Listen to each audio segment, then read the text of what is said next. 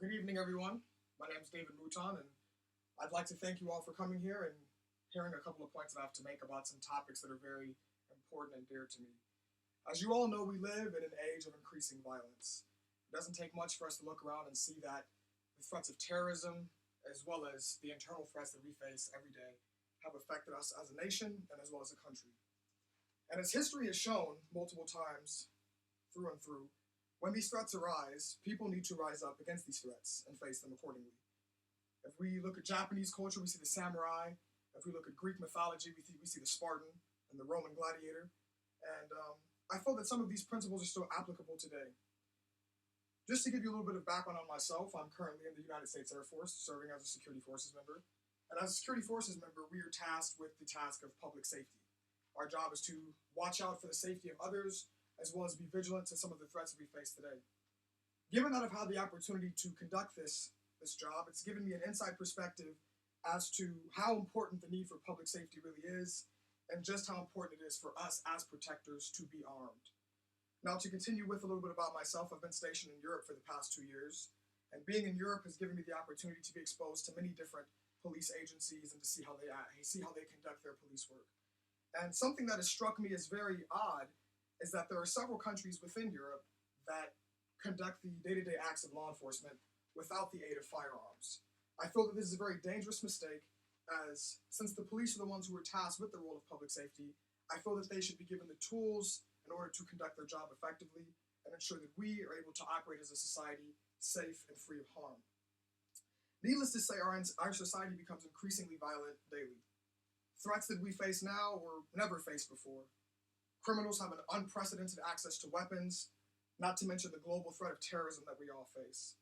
And with this being said, organized and capable groups stand ready to carry out acts of violence on unsuspecting people every day. Protectors are constantly faced with the possibility of encountering violent situations, and the only way to bring an end to the destruction is to themselves be able to apply violence.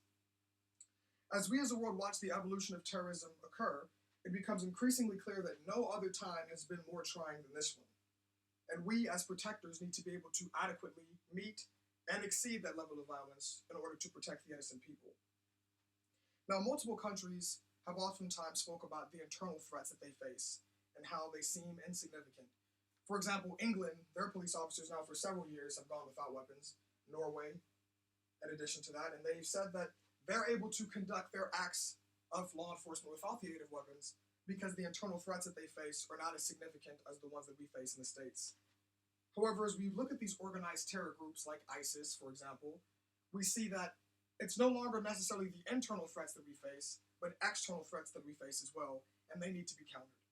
And I feel that in order to properly do that, our protectors need to be armed and ready at all times. Now, we cannot overlook the internal threats, as they still pose a significant problem.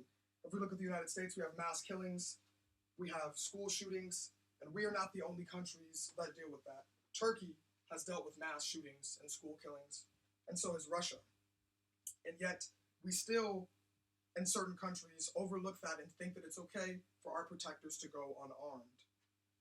And with the safety of the public being number one and the most key and vital priority of police, I feel charged that we as police officers need to make it clear that we desire to have the tools necessary to protect the public. In addition to this, it's understood that public safety is number one, but our safety as officers cannot go overlooked either. And just a couple statistics for you. In the past 10 years, 1,466 officers have been killed in the line of duty in the United States. In the United Kingdom, while they claim that they don't need weapons to execute their duties, have seen 10 to 15 more officers die each year than the year before that. Now, I can only imagine how drastically those numbers could be cut in the UK if those officers were armed. And if our officers in the United States weren't armed, how much higher those numbers would be. So now that we've outlined some of the hazards and the threats that we face as a world and as a nation, we must outline that a successful attack of any type is one that we cannot prevent.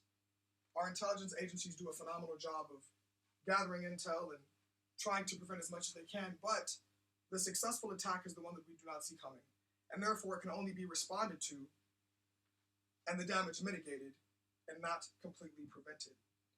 So therefore, we as law enforcement professionals, we as citizens should desire that our protectors are not only armed but trained effectively in how to use violence as a tool. I'll give you the analogy of a firefighter, for example. Firefighters have become very good and experts at using smaller fires to fight larger fires.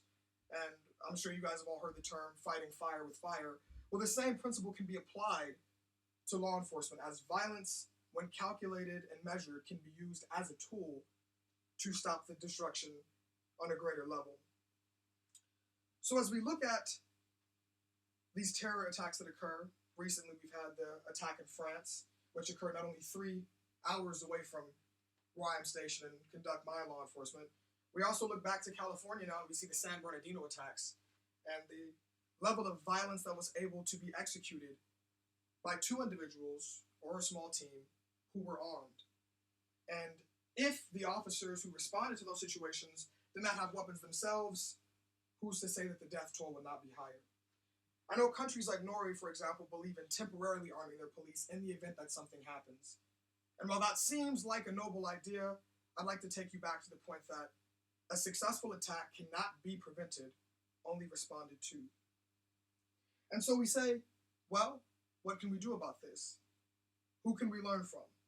I'd like to point out a very proficient organization, the Israeli Defense Forces, who have been training for violence and conducting calculated violence themselves in an effort to protect people for years. They stand ready at all times, they are armed at all times, and they are capable of protecting their people at any given time. So I urge you, law enforcement leaders, law enforcement professionals, to keep in mind that it is your job and your job alone to stand between the violence that the society faces and to counter it effectively to ensure the protection and the well-being of your citizens.